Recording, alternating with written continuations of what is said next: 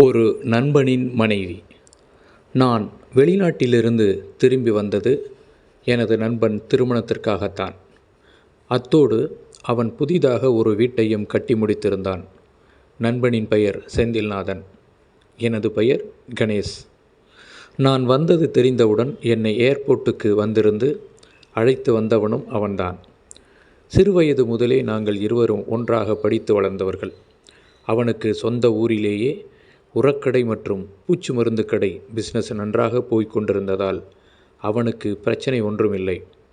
ஆனால் எனது நிலைமை அப்படி அல்ல. படித்து முடித்ததும் வேலைக்கு போக வேண்டிய நிலை. 2 தங்கைகளை திருமணம் செய்து கொடுக்க வேண்டிய நிர்பந்தம். உள்ளூரில் வேலை பார்த்து என்னால் அவர்கள் இருவரையும் கரை சேர்க்க முடியும் என்ற நம்பிக்கை இல்லை. அதனால் இருந்த 2 ஏக்கர் நிலத்தையும் அடமானம் வைத்து குவைத்துக்கு வேலைக்கு ஏற்பாடு செய்தேன். படித்த கல்லூரி படிப்பிற்கு வேலை இல்லாவிட்டாலும் கூட ஒரு ஹோட்டலில் பில் போடும் வேலை கிடைத்தது.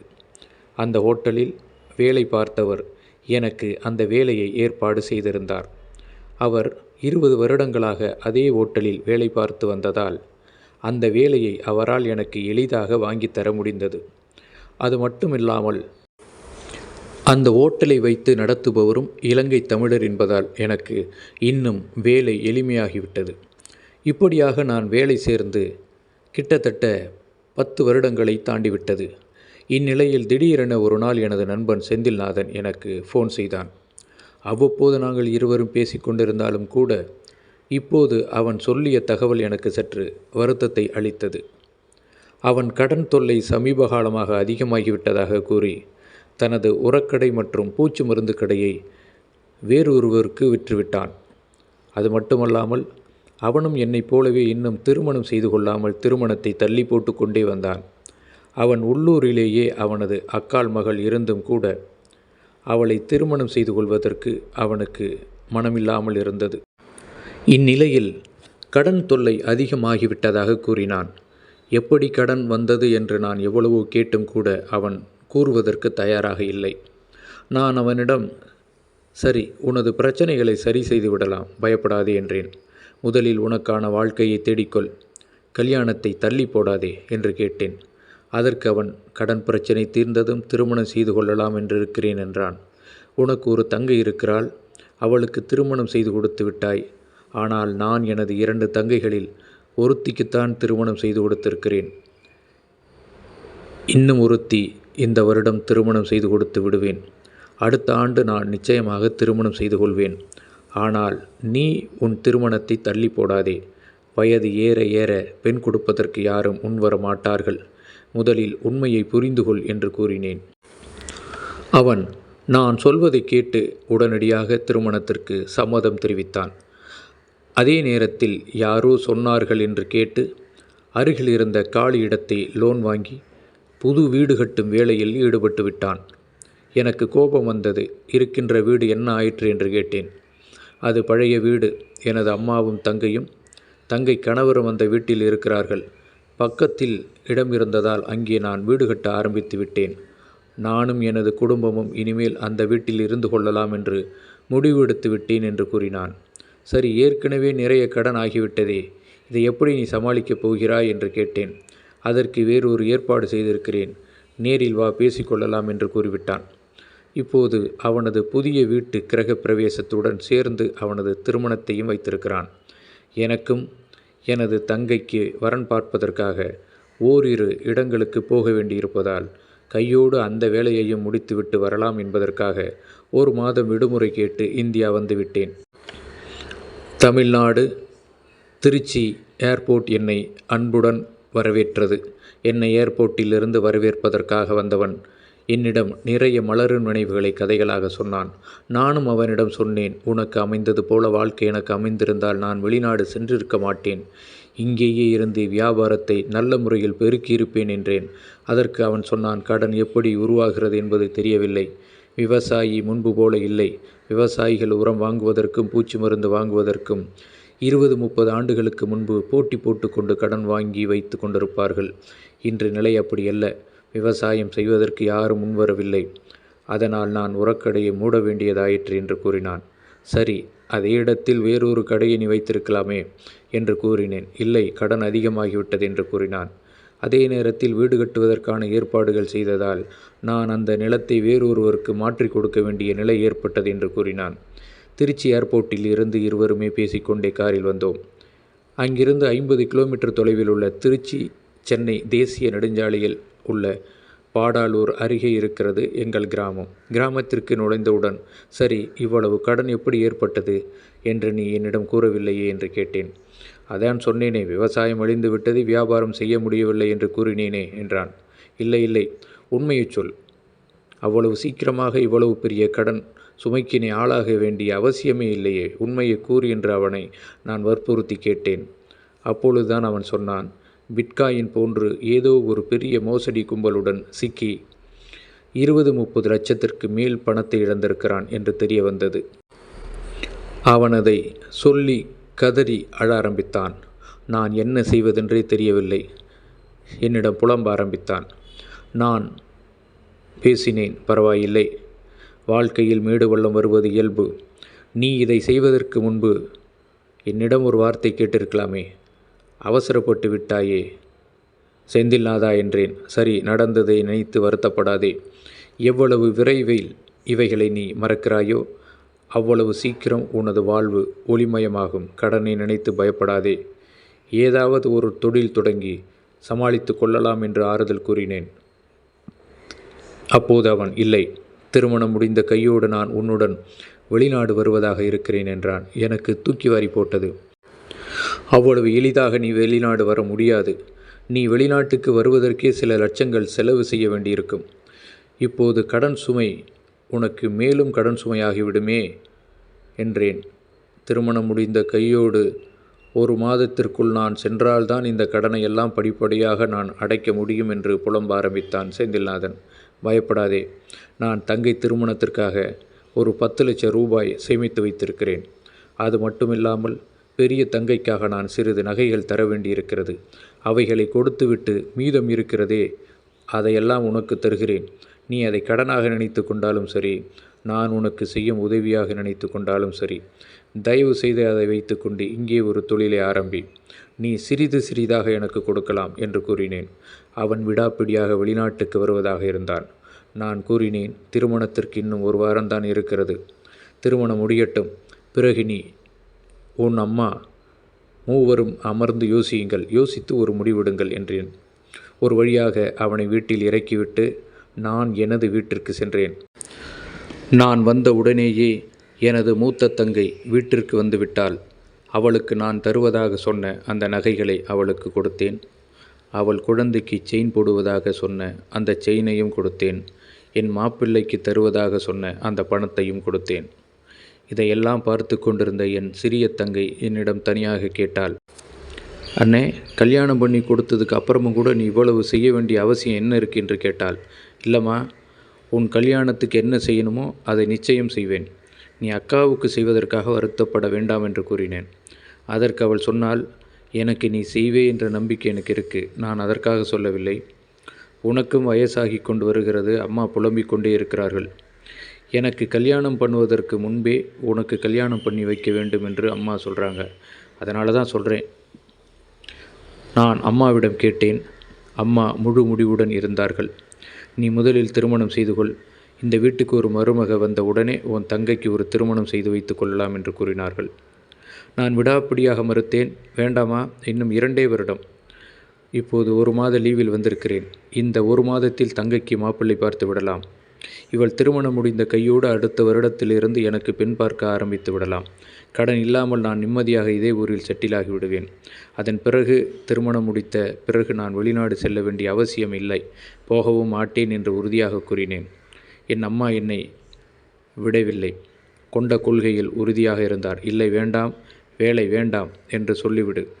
உனது திருமணத்தை முடித்துக்கொள். உனது தங்கை திருமணத்தை அடுத்த 1 வருடத்தில் வைத்து கொள்ளலாம். உன் தங்கைக்கு திருமணத்தை சிறப்பாக நடத்தி வைத்துவிடு, தவறில்லை.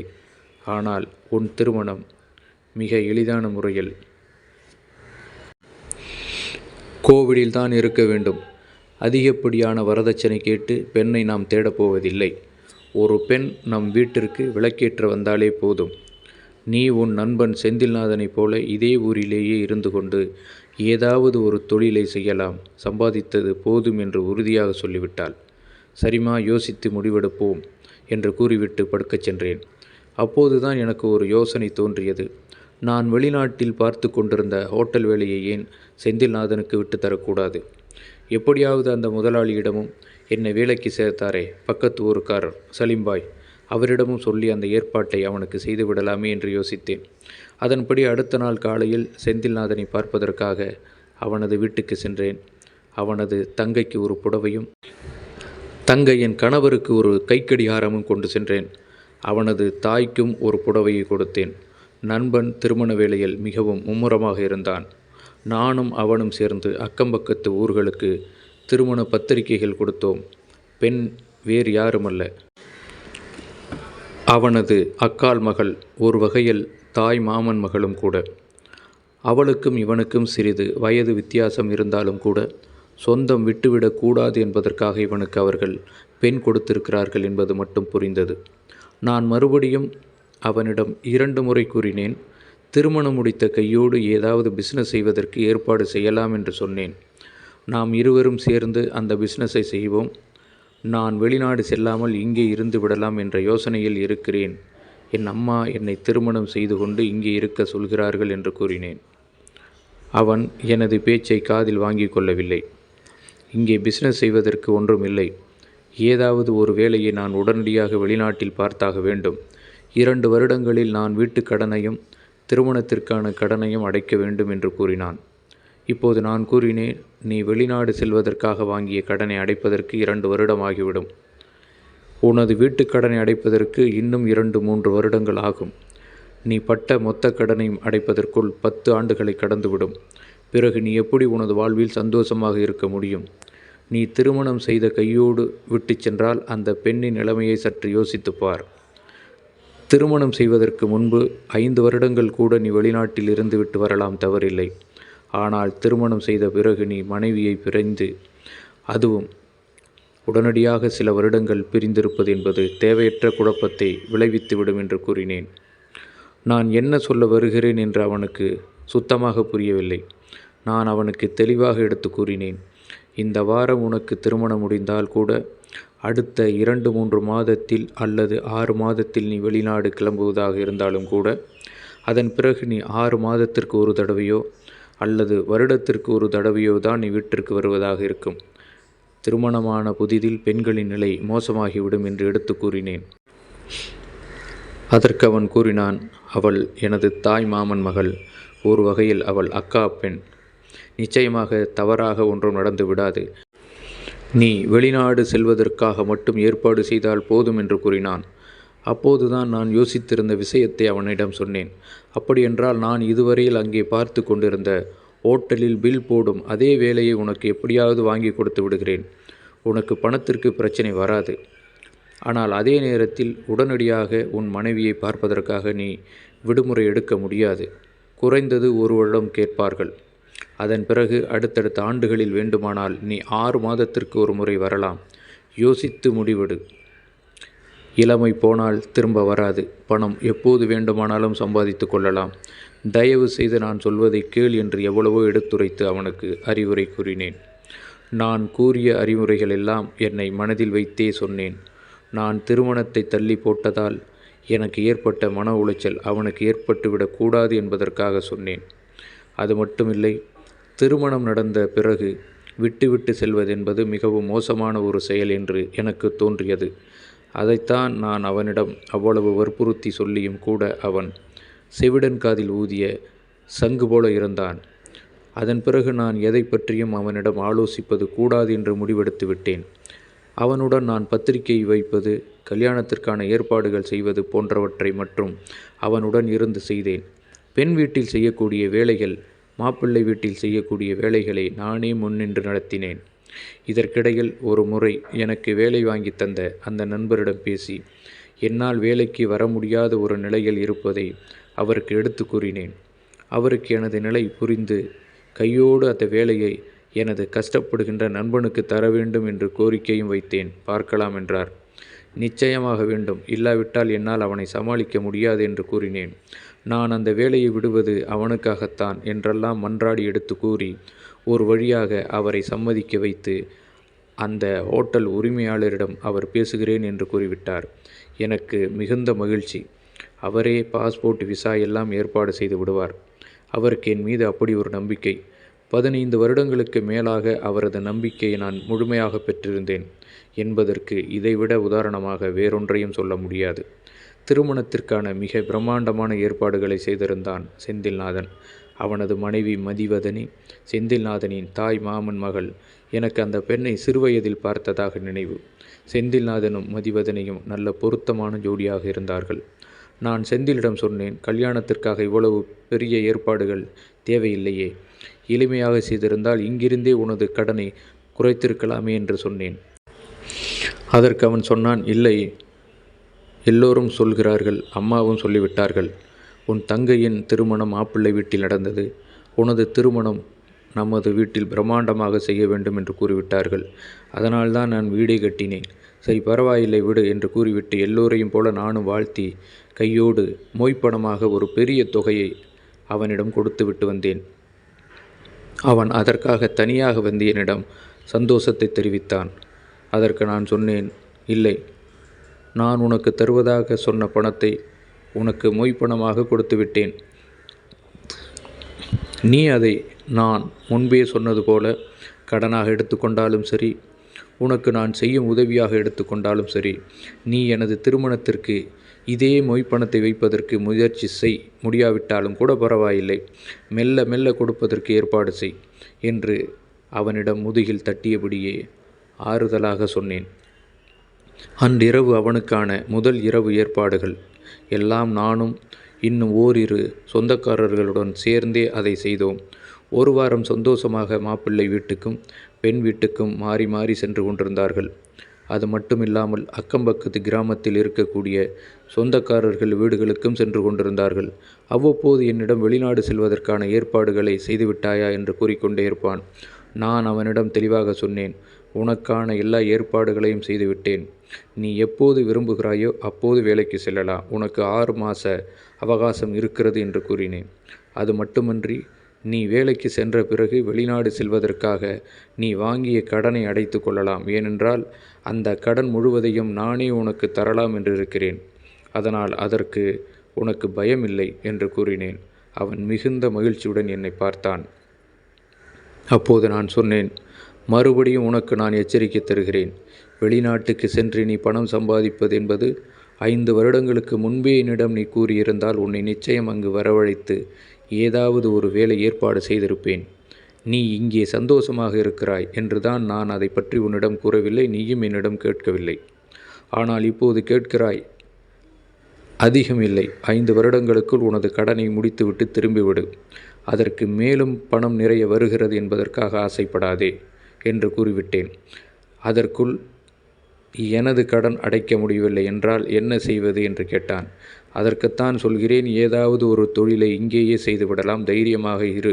முதலில் வெளிநாட்டுக்கு போக வேண்டாம் என்று கூறுகிறேன். போய்தான் தேடுவேன் என்று நீ சொன்னால் போய்விட்டு 5 வருடங்களுக்குள்ளாக வந்துவிடு. கடனை அடைத்து முடித்ததும் வந்துவிடு. அடைக்க முடியாவிட்டாலும் வந்துவிடு. இங்கே நாம் இருவரும் சேர்ந்தே ஒரு தொழிலை செய்து கடனை அடைப்போம். முடித்தவுடன் சில ஆண்டுகள் கழித்து உனக்கு குழந்தைகள் பிறந்து அவர்கள் வளர்ந்து பெரியவர்கள் ஆனது வேண்டுமானால் இருவருமே சென்று வெளிநாட்டுக்கு போகலாம். உனக்கு ஆசை இருந்தால் அதுவும் என்று கூறினேன். இல்லை, வயதான காலத்தில் நாம் வீட்டோடு இருந்துவிட வேண்டியதுதான். இப்போதுதான் நாம் வெளிநாடு செல்ல வேண்டும் என்று என்னிடம் கூறினான். சரி, நீ சொல்வதும் சரிதான். உனது யோசனை எனக்கு தோன்றவில்லை என்று அவனை பாராட்டிவிட்டு வெளியே வந்தேன். அம்மா என்னிடம் செந்தில்நாதன் திருமணம் முடிந்த அன்றிலிருந்து தினமும் எச்சரிக்க ஆரம்பித்து விட்டார்கள். அதனால் ஓரிரு இடங்களில் பெண் பார்க்க கிளம்பினேன். என் அம்மாவும் தங்கையும் கூட வந்தார்கள். அப்போது செந்தில்நாதனின் மனைவி மதிவதனியின் தோழி ஒருத்தி இருப்பதாக மதிவதனி கூறினாள். அந்த பெண்ணையும் போய் பார்த்தோம். இந்த 1 மாதத்திற்குள்ளாக 4 பெண்களை பார்த்து விட்டோம். எதுவும் எனக்கு அமையவில்லை. ஜாதகமும் பொருத்தமும் ஏதோ ஒன்று அமையாததால் அடுத்தடுத்த பெண்களை பார்க்க வேண்டிய நிலை எனக்கு. என்னை வேலைக்கு சேர்த்தவர் எனக்கு ஃபோன் செய்தார். நீ வேலைக்கு வருவதாக இருந்தால் வரலாம், இல்லை என்றால் அங்கு வேலைக்கு ஒரு ஆள் கேட்கிறார்கள். நான் யாரையாவது அனுப்ப வேண்டும். நீ யாரோ உன் நண்பர் ஒருவர் இருக்கிறார் என்று சொன்னாயே, இப்போது அவர் என்ன நிலைமையில் இருக்கிறார் என்று கேட்டார். நான் கேட்டு சொல்கிறேன் என்று அவனை பார்க்க சென்றேன். அவன் குளித்து கொண்டிருப்பதாக அவனது மனைவி மதிவதனி சொன்னாள். அவனது அம்மா மற்றும் தங்கையும் அங்கே இருந்தார்கள். அவனது மனைவி மதிவதனி எனக்கு காஃபி வைத்து கொடுத்தால். தங்கை என்னிடம் கேட்டாள், என்னண்ணே உன் ஃப்ரெண்டுக்கு கல்யாணம் ஆயிடுச்சு, நீ எப்போ கல்யாணம் பண்ணிக்க போகிற? உனக்கு தெரியாததாம்மா, தங்கச்சி ஒருத்தி இருக்காளே, அவளுக்கு கல்யாணம் பண்ணிவிட்டு பண்ணலான்னு இருந்தேன். ஆனால் என் வீட்டில் இப்போ ஒரே பிரச்சனைம்மா. எனக்கு கல்யாணம் பண்ணணும்னு சொல்லிகிட்ருக்காங்க. எல்லாம் உங்கள் அண்ணன் பண்ண வேலை. நானும் சரின்னு சொல்லிட்டேன். பொண்ணு பார்த்துட்ருக்கேன். உங்கள் அண்ணி கூட ஃப்ரெண்டு ஒருத்தங்களை சொன்னாங்க, பார்த்தேன். பொருத்தம் நல்லா தான் இருக்குது. ஜாதகம் பொருத்தம் இல்லையா, என்ன பண்ண முடியும்? ஜாதகம்லாம் பார்க்காதீங்க, பொண்ணு பிடிச்சிருந்தால் வீட்டுக்கு அழைச்சி வந்துடுங்க, செந்தில்நாதனின் தங்கை சொன்னாள். சரிம்மா, அப்படி ஏதாவது பொண்ணு இருந்தால் சொல்லு, கூட்டிகிட்டு வந்துடுறேன் என்ற தமாசாக அவளிடம் பேசி கொண்டிருந்த போது நண்பன் செந்தில்நாதன் குளித்துவிட்டு வெளியே வந்தான். இருவருமே அமர்ந்து டிஃபன் சாப்பிட்டோம். நான் எப்போதுமே என் வீட்டில் அவன் வந்தாலும் சரி, அவன் வீட்டிற்கு நான் சென்றாலும் சரி, சொந்த வீடு போல நாங்கள் கிச்சன் வரை சென்று சாப்பிட ஆரம்பித்து விடுவோம் என்பதுதான் உண்மை. சமையல் கட்டு வரை செல்லக்கூடிய உரிமை எனக்கு உண்டு. என் வீட்டு சமையல் கட்டு வரை செல்லக்கூடிய உரிமை அவனுக்கு உண்டு. புதிதாக ஒரு பெண் வந்திருக்கிறாளே மருமகளாக என்றுதான் சற்று அடக்கமாக உட்கார்ந்திருந்தேன். இருவரும் சாப்பிட்டு கொண்டு பழைய கதைகளை எல்லாம் பேசினோம்.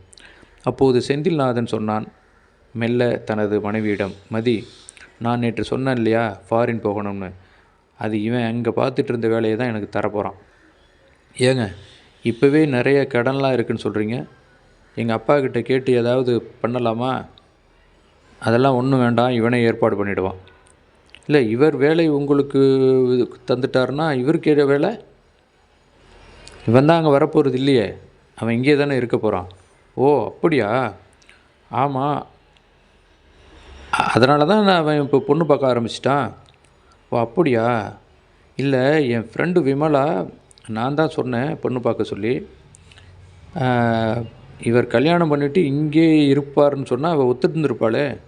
என்ன சொல்கிறீங்க மதி? இல்லை, ஜாதகம் பொருத்தம் சரியில்லைன்னு தானே என்கிட்ட சொன்னாங்க. இல்லை, கல்யாணம் பண்ணிவிட்டு நீங்கள் விட்டுட்டு போகிறீங்கன்னு நினச்சி தான் அவள் வேண்டான்னு சொல்லிட்டா. நீ இங்கே கல்யாணம் பண்ணிவிட்டு போக போகிறதில்ல, இங்கே தான் இருக்க போகிறீங்கன்னு தெரிஞ்சால் அவள் நிச்சயமாக உங்களுக்கு அவங்க வீட்டில் பொண்ணு தருவாங்க. அவளும் சம்மதம் தெரிவிப்பாள். நானே பேசி முடித்து வைக்கிறேன். அப்புறம் என்னடா கணேஷ், ஓகே பண்ணிக்கே என்றான் எனது நண்பன் என்னிடம். எனக்கு பெரிய மகிழ்ச்சி. உடனே மதிவதனி ஃபோனை எடுத்து பக்கத்தறைக்கு சென்று பேச ஆரம்பித்தாள். ஒரு வழியாக விமலாவை எனக்கு பெண் தர முன்வந்து விட்டார்கள். ஒரு வகையில் அவர்கள் எங்களுக்கு சொந்தமும் ஆகிறது. ஆனால் 6 மாதம் கழித்து திருமணம் வைத்து கொள்ளலாம் என்று அவர்கள் வீட்டில் உறுதியாக கூறிவிட்டார்கள். நானும் சரி என்று சொல்லிவிட்டேன். உடனே அந்த தகவலை எனது அம்மாவிடமும் தங்கையிடமும் கூறினேன். அவர்கள் மகிழ்ச்சியடைந்தார்கள். ஒரு நாள் நான், அம்மா, எனது பெரிய தங்கை, எனது சிறிய தங்கை அனைவரும் பெண் வீட்டிற்கு சென்றோம். ஒரு சம்பிரதாயமாக பேசி ஒப்பந்தம் செய்து கொண்டோம். 6 மாதத்திற்கு பிறகு நிச்சயதார்த்தமும் கையோடு திருமணமும் வைத்து கொள்ளலாம் என்று முடிவெடுத்தோம். அப்போது எனது நண்பனிடம் சொன்னேன், உனது திருமணத்திற்கு நான் வந்து விட்டேன். எனது திருமணத்திற்கு முடிந்தவரை நீ வருவதற்கு முயற்சி செய். நானும் உனக்கு முயற்சி செய்கிறேன் என்று கூறினேன். சரி என்று கூறிவிட்டான். அடுத்த 1 மாதத்திற்குள் அவன் வெளிநாடு செல்வதற்கான எல்லா ஏற்பாடுகளையும் முழுமையாக செய்துவிட்டேன். மதிவதனியிடம் நான் தனியாக கேட்டேன். அவன் வெளிநாடு செல்வதற்கு உங்களுக்கு ஏதாவது ஆட்சேபனை இருக்கிறதா என்று கேட்டேன். அவள் எனக்கு ஒன்றும் ஆட்சேபனை இல்லை என்று கூறினாள். இருந்தாலும் அவளது முகத்தில் கவலைகள் இருப்பதை நான் கவனித்தேன். அவளும் கூறினாள், வேறு வழியில்லை, என் வீட்டிலும் சொல்லிவிட்டேன். அவர்களும் சம்மதித்து விட்டார்கள். 5 வருடங்கள் பரவாயில்லை என்று கூறிவிட்டார்கள். அப்போது நான் கூறினேன், 5 வருடங்கள் என்றால் முழுமையாக 5 வருடங்கள் இல்லை. 6 மாதத்திற்கு ஒரு முறை அவன் வருவான். 15 20 நாட்கள் ஒவ்வொரு முறையும் விடுமுறை தருவார்கள் என்று கூறினேன். அதற்கு அவள் முழுமையாக சம்மதித்தாள். அவன் வெளிநாட்டுக்கு செல்வதற்கு முன்பு முழுமையாக மனைவியுடன் எல்லா இடங்களிலும் சுற்றி சந்தோஷமாக தம்பதிகளாக வலம் வந்தார்கள். வெளிநாட்டுக்கு செல்வதற்கான அந்த நாள் வந்தது. நான் தான் அவனை ஏர்போர்ட் வரை அழைத்து சென்றேன். என்னிடம் விடைபெறும் முன்பு ஒரு பெரிய குண்டை வீசி சென்றான். ஏண்டா இப்படி செய்தாய் என்றேன். வேறு வழியில்லை, நீதான் கூறினாயே திருமணம் செய்த கையோடு செல்கிறாயே என்றுதான் இப்படி ஒரு ஏற்பாடு செய்தேன் என்றான். சரி, இது உன் மனைவிக்கு தெரியுமா என்று கேட்டேன். என் மனைவி மட்டுமல்ல, எனது வீட்டில் யாருக்குமே இது தெரியாது என்று கூறினான். நான் பலத்த அதிர்ச்சியடைந்தேன். அப்போதுதான் ஏன் இதை செய்தாய் என்று கேட்டேன். இல்லை, திருமணம் முடிந்த கையோடு நான் வெளிநாடு செல்கிறேன் என்றால் அது சரியில்லை. நீ சொல்வது போல எனக்கும் சில நண்பர்கள் கூறினார்கள். அதற்காகத்தான் இப்படி ஒரு வேலை செய்தேன் என்றான். சரி, அதற்காக இப்படி செய்துவிட்டு போகிறாயே, நாளைக்கு உன் மனைவிக்கோ இல்லை உன் அம்மாவுக்கோ தங்கைக்கோ தெரிந்தால் உன்னை தவறாக நினைப்பார்களே என்று கூறினேன். யாருக்கும் இது தெரியாது என்று கூறிவிட்டான். சரி, பரவாயில்லை, மகிழ்ச்சியாக செல் என்று கூறினேன். சரி, போனதும் எனக்கு ஃபோன் செய் என்று கூறிவிட்டேன். ஏதாவது சந்தேகமாக இருந்தால் அவரே உனக்கு, அதாவது சலீம்பாயே உனக்கு எல்லா உதவியும் செய்வார் என்று கூறிவிட்டேன்.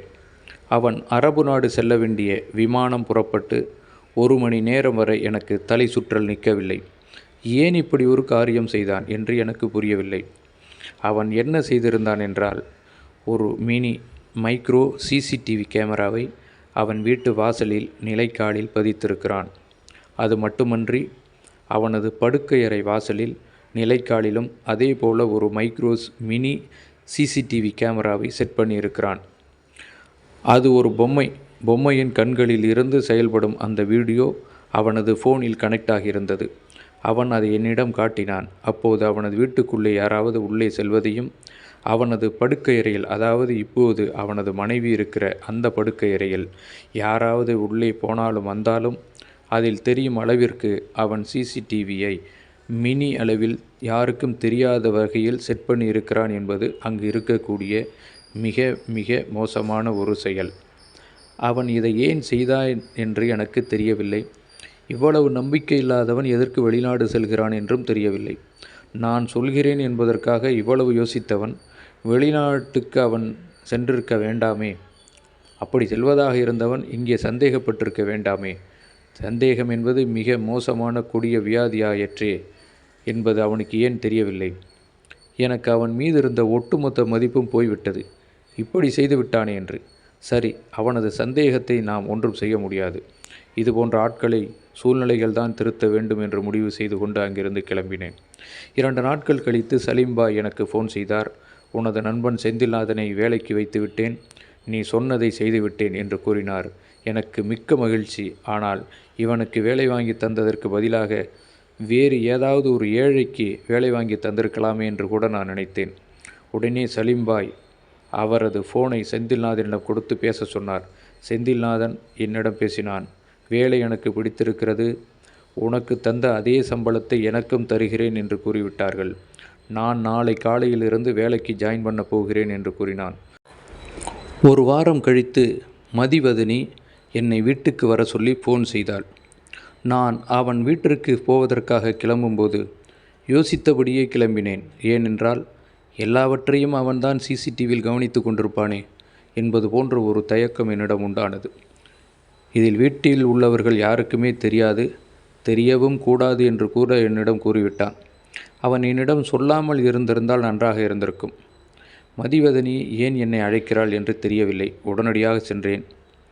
என்னை என்ன மதி என்று கேட்டேன். இல்லை, வீட்டில் யாரும் இல்லை, என்னை ஹாஸ்பிட்டல் வரைக்கும் கொஞ்சம் அழைச்சிட்டு போங்க என்றாள். சரி சரி, கிளம்பு முன் என் பார்வை என்னை அறியாமலேயே வாசலில் அவன் வைத்திருந்த பொம்மை மீது சென்றது.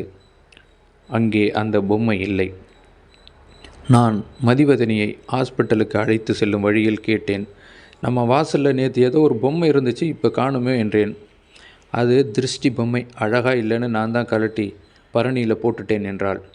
அதில்தான் அவன் சிசிடிவி மைக்ரோ கேமரா செட் பண்ணியிருந்தான். அவளிடம் அதை எப்படி சொல்வது என்று எனக்கு தெரியவில்லை. அதே நேரம் அவனிடமும் இது பற்றி நான் கூறவும் முடியாது. இது அவன் என்னிடம் எதுவுமே சொல்லவில்லையே என்றால் எப்படி இருப்பேனோ அப்படியே நான் இருந்துவிட்டேன்.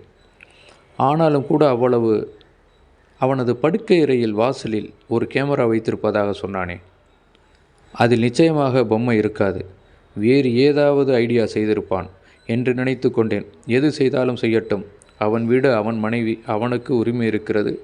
அவன் நாளை மாட்டும் வரையில் அவனுக்கு எந்தவித பிரச்சனையும் இல்லை. எப்படியெல்லாமே யோசித்து கொண்டு ஆஸ்பத்திரிக்கு மதிவதனியை அழைத்து கொண்டு சென்றேன். மதிவதனி ஆஸ்பத்திரிக்குள் சென்ற சிறிது நேரம் நான் வெளியே காத்திருந்தேன். அவள் வந்தாள். என்ன ஆச்சு மதி, ஏதாவது பிரச்சனையா? ஒன்றும் இல்லை, மாதம் தள்ளி போயிருக்கு என்றாள். தள்ளி போயிருக்கா? என்னன்னு தெரியலையே என்றேன். தள்ளி போயிருக்கு என்றால் என்ன என்று கேட்டேன் அப்பாவியாக. இல்லை, தள்ளி போயிருக்குன்னா குழந்தை தங்கி இருக்குன்னு அர்த்தம் என்றாள். இதை தைரியமாக கூச்சம் இல்லாமல் மற்றொரு ஆடவனிடம் கூறும் அளவிற்கு இன்றைய பெண்கள் தெளிவாக இருக்கிறார்கள் என்று நான் நினைத்து கொண்டேன். இதுவே 20-30 ஆண்டுகளுக்கு முன்பு வரை பெண்கள் யாரிடமும் சொல்ல மாட்டார்கள். இன்னொரு பெண்ணிடம் மட்டும்தான் சொல்வார்கள். பரவாயில்லை என்ற மனதுக்குள் அந்த பெண்ணை பாராட்டினேன். அதே நேரத்தில் அவளது கணவனை, அதுதான் எனது நண்பனையும் பாராட்டினேன். அவளிடம் சொன்னேன், நல்ல விஷயந்தானே, உன் வீட்டுக்காரன் அடுத்த வருஷம் வரும்போது உங்கள் கையில் ஒரு குழந்தை, ரொம்ப நல்ல விஷயம் என்றேன். இல்லை, இப்போ தான் டெஸ்ட் எடுத்திருக்காங்க, ரிசல்ட்டு சாயந்தரம் வரும், வந்து ரிப்போர்ட் வாங்கிக்க சொல்லியிருக்காங்க, நீங்கள் தான் வந்து என்னை கூட்டிகிட்டு போகணும், சரியா என்றேன். சரி, நானே வந்து வாங்கித்தரேன். இல்லை, என்னை கூட்டிகிட்டு போகணும் என்றாள். சரி என்று சொல்லிவிட்டு அழைத்து கொண்டு வந்து அவளை வீட்டில் விட்டு கிளம்ப முயன்றேன். உள்ளே வாங்க, காஃபி சாப்பிட்டு போகலாமே. அப்போது நான் பக்கத்து வீட்டில் இருந்த செந்தில்நாதனின் தங்கையும் அம்மாவும் என்னை கவனித்தார்கள். மதிவதனியை செந்தில்நாதனின் தங்கை விசாரித்தாள். மதிவதனி என்னிடம் சொன்ன அதே விஷயத்தை தங்கையிடம் கூறினாள். தங்கை சிவப்பிரியா மிகுந்த மகிழ்ச்சியடைந்தாள். உடனே அண்ணனுக்கு ஃபோன் போட்டு சொல்ல போகிறேன் என்றாள். இப்போது வேண்டாம், இன்னும் ரிப்போர்ட் வரலை, வந்த உடனே உங்கள் அண்ணனுக்கு சொல்லலாம் என்று மதிவதனி உடனே தடுத்து விட்டாள். நான் எல்லோருடனும் தைரியமாக வீட்டுக்குள்ளே சென்று வரவேற்பறையில் அமர்ந்து காஃபி குடித்தேன். அன்று மாலை நான் தனியாக செல்லவில்லை. சொன்னது போல் மதிவதனியை அழைத்து கொண்டு சென்றேன். டாக்டர் இல்லை, ஆனால் டாக்டர் கொடுத்ததாக ரிப்போர்ட்டை நர்ஸ் கொடுத்தார். நர்ஸ் சொன்னார், பாசிட்டிவ் இல்லை, நெகட்டிவ் தான் என்றார். நான் என்னவென்று மதிவதனியை கேட்டேன். குழந்தை இல்லை, சாதாரண ஹெல்த் ப்ராப்ளம் என்று கூறி மருந்து மாத்திரை வாங்க சொல்லி டாக்டர் கொடுத்த பிரிஸ்கிரிப்ஷனை நீட்டினார். நானும் அவர்கள் எழுதி கொடுத்த மாத்திரை மருந்து எல்லாவற்றையும் வாங்கி கொண்டு மதிவதனியிடம் கொடுத்தேன். அப்போது அவள் சற்று சோகமாக காணப்பட்டாள். என்ன ஆச்சு மதிவதனி, கவலைப்படாதீங்க என்றேன். இல்லை, பேபி கன்ஃபார்ம்னு நினச்சேன், அப்படி எதுவும் இல்லைன்னு டாக்டர் சொல்லிட்டாரு, அதனால தான் கொஞ்சம் வருத்தம் என்றாள். அதற்குள் அவசரப்பட்டு செந்தில்நாதனிடமிருந்து அவனது தங்கை அண்ணி கர்ப்பமாக இருப்பதாக சொல்லிவிட்டாள். வெளிநாட்டிலிருந்து அவனும் மனைவியிடம் சந்தோஷமாக அந்த தகவலை கேட்பதற்காக மனைவியின் ஃபோனுக்கு 2-3 முறை முயற்சி செய்திருக்கிறான். மதிவதனி ஃபோனை வீட்டிலேயே வைத்து விட்டாள்.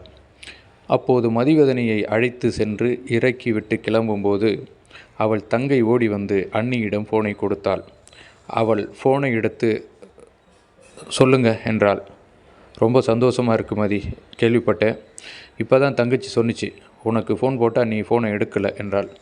அப்போது இல்லை, இப்போது தான் நானும் உங்கள் ஃப்ரெண்டும் போய் ரிப்போர்ட்டை வாங்கிட்டு வந்தோம், பேபி கன்ஃபார்ம் இல்லை, சாதாரண ஹெல்த் பிரச்சனை, அப்படி தான் ரிப்போர்ட் வந்திருக்கு என்று கூறினாள். அதை கேட்டதும் வெளிநாட்டிலிருந்து ஃபோன் செய்த செந்தில்நாதன் மூடு அப்செட் ஆகிவிட்டான் என்பது அவனது பேச்சிலிருந்து எனக்கு நன்கு தெரிந்தது. அந்த சூழலை சமாளிக்க முடியாமல் நான் அங்கிருந்து சென்று விட்டேன்.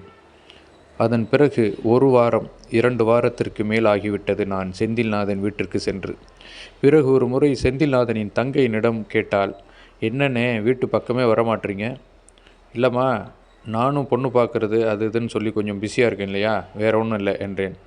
இல்லை, அண்ணி உங்களை கேட்டுக்கிட்டே இருந்தாங்க, பாவமாக அந்த பொண்ணு, அவங்களுக்கு ஆறுதல் சொல்லுங்கள். இல்லைண்ணே, நீங்கள் வாங்க, அம்மா எப்போ பார்த்தாலும் அந்த பொண்ணை திட்டிக்கிட்டே இருக்காங்க, நீங்கள் வந்து கொஞ்சம் சமாதானப்படுத்துங்க.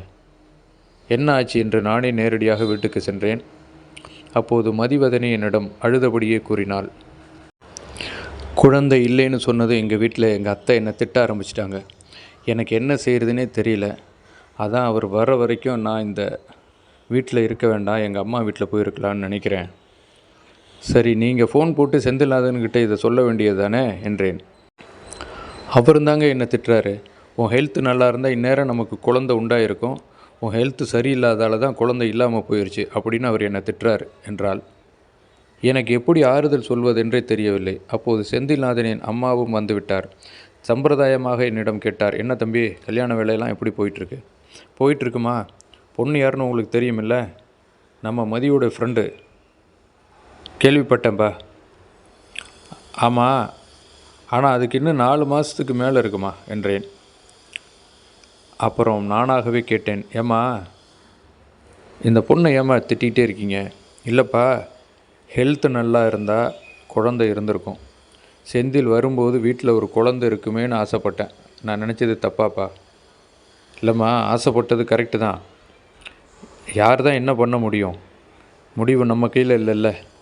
பரவாயில்ல விடுங்க, 6 மாதத்தில் தான் உங்கள் பையன் மறுபடியும் வருவானே. நிச்சயமாக உங்களுக்கு அடுத்த வருஷம் நீங்கள் எதிர்பார்த்த மாதிரியே ஒரு குழந்தைய கையில் இருக்கும் என்று ஒருவாறு சொல்லிவிட்டு அவர்களை தேற்றிவிட்டு நான் அங்கிருந்து கிளம்புகிறேன். சரிம்மா, நான் கிளம்புறேன், எனக்கு வேலை இருக்கு என்று எழுந்தேன். அப்போது மதிவதனி என்னிடம் சொன்னால், என்னை எங்கள் வீட்டில் கொண்டு போய் விட்டுறீங்களா? நான் கொஞ்ச நாள் எங்கள் வீட்டில் இருந்துட்டு வரலான்னு நினைக்கிறேன் என்றாள். நான் அப்போது தங்கையிடம் சொல்லி ஒரு ஆட்டோ பிடித்து மதிவதனியை வீட்டில் கொண்டு போய் விட்டுவிடு என்றேன். ஆட்டோ ஒன்றும் கிடைக்கவில்லை. வேறு வழி இல்லை. அவள் ஊருக்கு இங்கிருந்து 5 கிலோமீட்டர். நானே அழைத்து கொண்டு போய் அந்த வீட்டில் விட்டுவிட்டேன். நான் செய்த எல்லா வேலைகளுக்கும் பின்னால் என்னை அந்த சிசிடிவி கேமரா பயமுறுத்தி கொண்டே இருந்தது என்பதுதான் உண்மை. நான் அதை பற்றியெல்லாம் கவலைப்படவில்லை. எனக்கு எது சரி என்று பட்டதோ அதை செய்து கொண்டே இருந்தேன். என்ன நடந்தாலும் பரவாயில்லை. சிறிது காலம் சென்றது. நான் கல்யாண வேலைகள் முழு முயற்சியாக இருந்தேன். மீண்டும் ஒரு குண்டு வீசப்பட்டது. அதிர்ச்சியாகி அடைந்தேன். இப்போது வீசப்பட்ட குண்டு என் மீது தான், வேறொன்றுமில்லை. ஒரு நாள் செந்தில்நாதன் எனக்கு வழக்கம்போல ஃபோன் செய்தவன் சில நாட்களாக ஏன் ஃபோன் செய்தவில்லை என்று கேட்டேன். ஏனென்று எனக்கு தெரியவில்லை. ஒரு நாள் எனக்கு ஃபோன் செய்தான். இப்படி செய்துவிட்டாயே என்று ஆரம்பித்தான். நான் என்ன செய்தேன் என்று எனக்கு புரியவில்லை. அவனும் விளக்கமாக என்னிடம் கூறவும் இல்லை. உன்னால் எங்கள் வீடு, நான் எல்லாருமே மிகுந்த மன உளைச்சலுக்கு ஆளாகிவிட்டோம் என்று கூறி ஏதேதோ பேச ஆரம்பித்தான். எனக்கு அப்போது ஒன்றும் புரியவில்லை. நான் அதிர்ச்சியிலிருந்து மீளாமலேயே கேட்டேன், உனக்கு என்ன ஆச்சு, என்னன்னு தெளிவாக சொல்லுடா என்றேன். அவன் என்னிடம் எதுவும் சொல்லாமலேயே ஃபோனை வைத்து விட்டான். அப்போது மதிவதனியை ஃபோன் செய்தேன். மதிவதனி உடனே என்னை வீட்டுக்கு வர சொன்னாள். நான் கேட்டேன், இப்போது நீ அப்பா வீட்டில் இருக்கிறாயா, உன் அத்தை வீட்டில் இருக்கிறாயா? இல்லை, நான் என் அப்பா வீட்டில்தான் இருக்கிறேன், சீக்கிரம் வாருங்கள் என்றாள். இப்போது நான் என்ன ஏதோ என்று புரியாமல் விழுந்தடித்து ஓடினேன். அப்போது மதிவதனி கூறினாள், இப்போது நான் கர்ப்பமாக இருக்கிறேன் என்று கூறினாள். எனக்கு தூக்கி வாரி போட்டது. எனக்கு ஒன்றும் புரியவில்லை. அவளை கேள்வியாக பார்த்தேன். எப்படி என்று கூட வார்த்தையால் எனக்கு கேட்க தோணவில்லை. அவளே சொன்னாள், என்ன என்று தெரியவில்லை, 2 நாட்களாக வாமிட் எடுத்தேன். மறுபடியும் எனக்கு ஒன்றும் புரியவில்லை. அதை கவனித்த பக்கத்தில் இருக்கும் வயதான பாட்டி தான் சொன்னார்கள், நான் கர்ப்பமாக இருக்கிறேன் என்று. நானும் புரியாமல் பக்கத்தில் இருக்கும் ஒரு ஹாஸ்பிட்டலில் காட்டினேன். அவர்கள் பாசிட்டிவ் என்று சொல்லிவிட்டார்கள் என்று கூறினாள். இப்போது எனக்கு தலை சுற்ற ஆரம்பித்து விட்டது. அவள் வயிறு சற்று மேடாக இருப்பதையும் கவனித்தேன். இப்போது எனக்கும் ஒரு சந்தேகம் வந்துவிட்டது. எங்கோ தவறு நடந்திருப்பது எனக்கு புரிந்துவிட்டது. எங்கே என்றுதான் தெரியவில்லை. அப்போது என்னை அழைத்து சென்று என் மாமியார் வீட்டில் விட்டுவிடுங்கள் என்றாள். வேண்டாம் அம்மா, நீ வேறு ஒரு ஆட்டோ பிடித்து செல். நானே பெரிய குழப்பத்தில் இருக்கிறேன் என்று சொல்லிவிட்டேன். அவள் அதை பற்றியெல்லாம் காதில் வாங்கி கொள்ளவில்லை. என்னை வீட்டில் விட சொன்னாள். நானே அழைத்து சென்று அவளை வீட்டில் விட்டேன். அதுவரை என்னிடம் நன்றாக பேசி கொண்டிருந்த செந்தில்நாதனின் தங்கையும் அம்மாவும் கூட என்னை பார்த்து முகத்தை திருப்பி கொண்டார்கள். மதிவதனி வீட்டுக்கு சென்றால் அப்போது எனக்கு வேறொரு ஃபோன் வந்தது. ஃபோனை எடுத்தேன். ஃபோனில் மதிவதனியின் தோழி விமலா, அதாவது நான் யாரை திருமணம் செய்து கொள்வேன் என்று நினைத்திருந்தேனோ அதே பெண்தான் ஃபோன் செய்தாள். ஃபோனை எடுத்தேன். அவள் கூறிய வார்த்தைகள் அக்னி பிழம்பாக இருந்தது. ஃப்ரெண்டு வீட்டுக்கே நல்ல வேலை பார்த்துட்டீங்க போல இருக்கே என்றாள். என்னம்மா என்றேன். ஃப்ரெண்டுக்கு பணத்தை கொடுக்குறேன், அவருக்கு வேலை கொடுக்குறேன்னு சொல்லி கடைசியில் இப்படி அந்த வீட்டுக்கு ஒரு குழந்தையுமே கொடுத்துட்டீங்க போல் இருக்கே என்றாள். நான் அதிர்ச்சியில் உறைந்து நின்றேன். நான் அவளிடம் மறுபடியும் பேச முயற்சி செய்தபோது, நம்ம கல்யாணத்தை நிறுத்தி விடலாம், நான் எங்கள் வீட்டில் சொல்லிட்டேன் என்று சொல்லிவிட்டு அவசரமாக ஃபோனை வைத்து விட்டாள். நான் உடனே மதிவதனிக்கு ஃபோன் செய்து விஷயத்தை சொன்னேன். அவளும் எவ்வளவோ பேசி பார்த்திருக்கிறாள். விமலா கேட்பதாக இல்லை. நீங்கள் 2 பேரும் சேர்ந்து கூத்தடிக்கிறதுக்கு என் வாழ்க்கை தான் உனக்கு கிடைச்சதா என்று தகாத வார்த்தைகள் பேசி விமலா மதிவதனியை அவமானப்படுத்தி ஃபோனை வைத்து விட்டாள். இது மதிவதனி என்னிடம் கூறி வருத்தப்பட்டு கூறியது. யாரிடம் நான் கூறி உண்மையை புரிய வைப்பது என்று தெரியவில்லை. அதற்கு முன்பு மதிவதனிக்கு என்ன ஆயிற்று, எப்படி அவள் உண்டானாள் என்பதும் எனக்கு புரியவில்லை. அன்றிரவு 2-3 முறை வெளிநாட்டிலிருந்து வேலை பார்த்து கொண்டிருந்த எனது நண்பனுக்கு தொடர்ச்சியாக ஃபோன் செய்ய முயற்சி செய்தேன். உண்மையை புரிய வைக்க முயற்சி செய்தேன். அவன் எனது ஃபோனை துண்டித்தான். மறுபடியும் நான் விடாமல் அவனுக்கு 2-3 முறை தொடர்ச்சியாக ஃபோன் செய்து கொண்டே இருந்தேன். என்னை பேச விடாமல் அவனே பேசினான். நான் என்னுடைய சிசிடிவியில் பார்த்தேன். நீ அடிக்கடி நான் இல்லாத சூழலில் என் வீட்டுக்கு போயிருக்க. நான் இவ்வளவு எச்சரிக்கையாக இருந்தும் கூட நான் சிசிடிவி செட் பண்ணியிருக்கேன்னு உனக்கு தான் தெரியும். ஆனால் நீ என்னை பழி வாங்கிட்ட. உனக்கு அப்போவே நீ என்னை ஃபாரின் போக வேண்டான்னு சொன்னதுக்கான காரணம் இப்போ எனக்கு புரியுது என்று சொல்லிக்கொண்டே இருந்தான். நான் அவமானத்தால் குறுகி கொண்டே இருந்தேன். அவளை பைக்கில் கூட்டிகிட்டு போகிறதும் வர்றதும், நான் ஃபாரினுக்கு வந்த அடுத்த நாள்லேருந்து நீ என்னென்ன செஞ்சிருக்கேன்னு எனக்கு லிஸ்ட் வந்திருக்கு என்றான். நல்ல பாடம் கற்றுக் கொடுத்துட்டே என்றான். செந்தில்நாதனின் தாயார் என்னை பார்க்க வந்தார்கள். அவரும் என்னை திட்டினார். நான் தங்கை என்று நினைத்திருந்த செந்தில்நாதனின் தங்கையும் அவனது மாப்பிள்ளையும் கூட என்னை திட்டினார்கள். ஏன் என்று எனக்கு தெரியவில்லை. நான் செய்த குற்றமும் புரியவில்லை.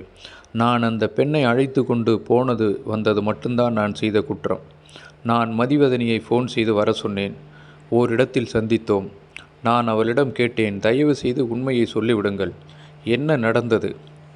அவள் என்னை விட மோசமான சூழலில் தள்ளப்பட்டிருக்கிறாள் என்பதை அப்போதுதான் புரிந்து கொண்டேன். அவள் 2-3 முறை தற்கொலைக்கு கூட முயற்சி செய்திருக்கிறாள் என்று கூட சொன்னாள். ஆனால் அவளிடமிருந்து என்னிடம் உண்மையை வாங்க முடியவில்லை என்ற சந்தேகம் ஏற்பட்டது. நான் என்ன செய்வதென்று எனக்கு புரியவில்லை. இதற்கு யாரோ ஒருவர் காரணமாக இருக்கிறார் என்பது மட்டும் எனக்கு நன்கு புரிந்தது. அதற்குள் எனக்கு வேலை வாங்கி கொடுத்த சலீம்பாய் ஃபோன் செய்தார். அவருக்கு எப்படியோ விஷயம் கசிந்திருக்கிறது. என்ன தம்பி இப்படி பண்ணிட்டீங்களே என்றார். ஆனால் அவரிடம் நான் விஷயத்தை விலாவாரியாக சொன்னேன். அவர் மட்டும் என்னை முழுமையாக நம்பினார். வேறு ஏதோ தப்பு இருக்குது தம்பி, தைரியமாக இருங்க, கவலைப்படாதீங்க என்று ஆறுதல் சொன்னார். இதற்குள் செந்தில்நாதனின் தங்கையும் தாயும் என் அம்மாவிடமும் 2 தங்கைகளிடமும் கூட மோசமாக என்னை விமர்சனம் செய்து விட்டார்கள். இது நடந்து 2 நாட்கள் கழித்து இரவில் எனக்கு ஒரு வீடியோவை செந்தில்நாதன் வெளிநாட்டில் இருந்து அனுப்பியிருந்தான். அந்த வீடியோவில் நான் மதிவதனியை அவளது வீட்டில் இருந்து பைக்கில் அழைத்து செல்லும் போதும் மறுபடியும் அழைத்து வந்து விடும்போதும், அது மட்டுமல்லாமல் ஓரிரு முறை நான் அந்த வீட்டிற்கு சென்ற வீடியோவும் அதில் இருந்தது. இவற்றையெல்லாம் எதற்காக எனக்கு அனுப்பியிருக்கிறான் என்பது மட்டும் எனக்கு நன்கு புரிந்தது. நான் அவனுக்கு இதற்கு விளக்கம் சொல்ல முடியாத நிலையில் இருந்தேன் என்பதுதான் உண்மை. நான் அசைக்க முடியாத ஒரு நம்பிக்கை கொண்டிருந்தேன். இயற்கை மட்டுமே என்னை காப்பாற்ற முடியும். என் தாய், என் தங்கை என்னை புழுவாக பார்க்கும் நிலைக்கு நான் தள்ளப்பட்டு விட்டேன். நான் நினைத்ததையெல்லாம் செய்பவன் அல்ல. நான் செய்ததையெல்லாம் நினைத்து பார்க்கிறேன். நான் மதிவதனியை மறுபடியும் ஒரு முறை சந்திக்க வேண்டும் என்று கூறினேன். என்னை ஓரிடத்திற்கு வர சொன்னாள். வந்திருந்தவள் என்னிடம் அழுதபடியே கூறினாள், என்னால் தான் உங்களுக்கு இவ்வளவு பிரச்சனை என்றால், நான் மிகப்பெரிய அவமானத்திற்குள்ளானது எல்லாம் உன்னால் தான் என்று சொன்னேன். உண்மையிலேயே என்ன நடந்தது என்று எனக்கு தெரியாது. உன் கணவன் நான் உன் வீட்டிற்கு வருவதை பற்றி ஏதாவது சொன்னானா என்று கேட்டேன். என் கணவர் உங்கள் மீது சந்தேகப்படுகிறார் என்றாள் மதிவதனி. வயிற்றில் வளர்கின்ற என்னுடைய குழந்தை அவருடைய குழந்தை அல்ல என்று கூறிவிட்டதாகவும் சொன்னார். எனக்கு உயிர் வாழவை இஷ்டமில்லை என்று கூறிவிட்டாள். நான் மதிவதனியிடம் கையை பிடித்து கொண்டு கேட்டேன், உண்மையிலேயே வயிற்றில் வளரக்கூடிய குழந்தைக்கு யார் அப்பா என்பது உனக்கு மட்டும்தானே தெரியும்.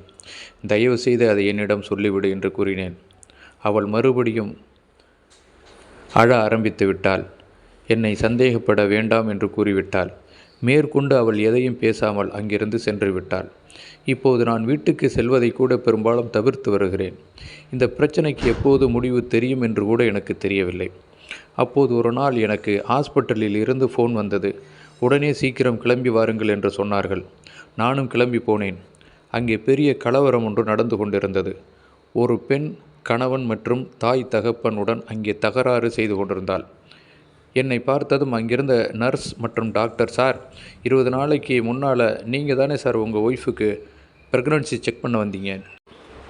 மேடம், அது என் ஒய்ஃப் இல்லை, என் ஃப்ரெண்டோட ஒய்ஃப். சார் இருக்கட்டும் சார், பரவாயில்ல, அந்த ரிப்போர்ட் இப்போ எனக்கு வேணுமே. என்னாச்சு மேடம்? ஒரு பெண்ணை காட்டி, இந்த பொண்ணு சிஸ்டத்தில் உட்காந்துருக்க பொண்ணு, ரிப்போர்ட்டெல்லாம் மாறி மாறி அடிச்சிட்டா. ஒரே பிரச்சனையாக போயிட்டுருக்கு சார்.